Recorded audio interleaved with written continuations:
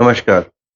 आज का जो वीडियो है, ये जो पिछले हफ्ते जो वीडियो बनाया था इंडो-पाक युद्ध के बारे में, उसी के कंटिन्यूटी में है। उसमें हमने कुछ प्रेडिक्शन करी थी कि भारत और पाकिस्तान के बीच युद्ध होगा। देखिए, अभी जो घटनाएँ हो रही हैं भारत और पाकिस्तान के बीच में, चाहे वो ड्रोन डालने की घटना है या कुछ मिसाइल डालने की घटना है या कुछ फाइटर जेट जो है पाकिस्तान के मार गिराए हैं उनकी घटना है। ये फिर भी जो है युद्ध नहीं है। अभी इंडिया की ओर से ऑफ़िशियली युद्ध डिक्लेयर नहीं किया गया है। हाँ, एक बहुत बड़ी जो घटना हुई है वो हुई है कि इंडस वाटर ट्रीटी को होल्ड पे रखना।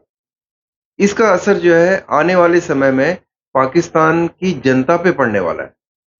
तो हमारी प्रेडिक्शन ये थी कि भारत और पाकिस्तान के बीच अगर युद्ध की स्थिति बनी, ग्रहों की स्थिति के अनुसार, तो 12 तारीख के आसपास बनेगी। और दूसरा, उसके लगभग 1 हफ्ते के बाद, यानी 19 तारीख के बाद, 18 तारीख को जब राहु जो है अपना राशि परिवर्तन करेंगे, तो पाकिस्तान में गृह युद्ध की स्थिति बन सकती है। वो चाहे उनके बलोच की बात करें, खैबर पख्तून की बात करें या पंजाबी डोमिनेटेड जो एरिया है उसकी बात करें या सेना की बात करें और उनकी पॉलिटिकल पार्टीज़ की बात करें। उनमें आपस में एक जो है मनमुटाव हो सकता है, वो आपस में भिड़ जाएँगे एक-दूसरे के अगेंस्ट। ये स्थिति जो है पाकिस्तान में बन सकती है। अब बात आई एक फुल फ्लेज युद्ध की, यानी जहाँ की कोई ऐसा निर्णायक मोड़ आ जाएगा कि पाकिस्तान के या तो टुकड़े हो जाएँगे या कोई और विचार में बदलाव आ जाएगा। तो वो स्थिति बनेगी सितंबर के बाद। और वैसे भी आप देखिए, आपने पानी अभी रोका है। इसका असर पड़ते-पड़ते 2-3 महीने लग जाएँगे। 2-3 महीने के बाद जो है, वहाँ की जनता पे उसका असर पड़ना शुरू होगा। खासकर जब अब वो फसल उगाएँगे या लगाएँगे, वो जो है खरीफ की फसल जो लगाएँगे, उसके बाद जो है उन पे असर उसका पड़ना शुरू होगा। इसके अलावा हमने 2-3 प्रेडिक्शन और करी थी, जिसका कि आपको ध्यान रखना है। एक तो जो शेयर मार्केट वाले हैं, वो ध्यान रखें। उसमें उतार-चढ़ाव कभी भी आ सकता है या जा सकता है। उसके अलावा बैंकिंग व्यवस्था में एक बदलाव होने की उम्मीद की जा सकती है।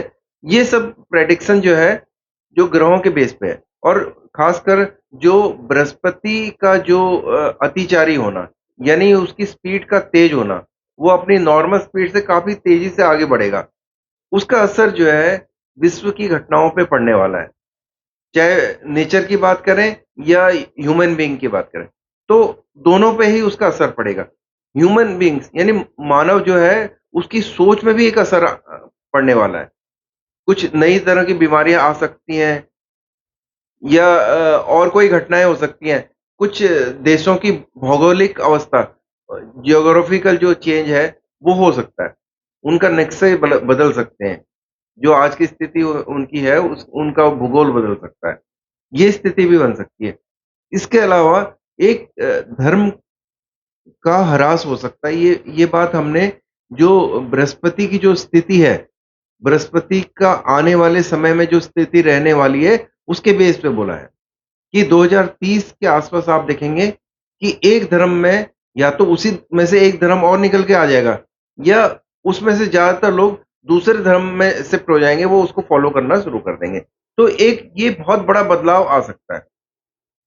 अब एक इसके अलावा एक और था कि जो अभी आप विश्व के देशों में देख रहे हैं आपसी फ्रेंडशिप या वाली एनिमीज़ बने हुए हैं, वो उसमें भी एक बदलाव आ सकता है। वो आपस में जो दुश्मन और जो मित्र हैं, वो एक हो सकते हैं। मतलब आपस में मित्र बन जाएँगे या जो मित्र हैं आपस में वो दुश्मन हो जाएँगे। मतलब इस तरह की घटनाएँ भी हो सकती हैं।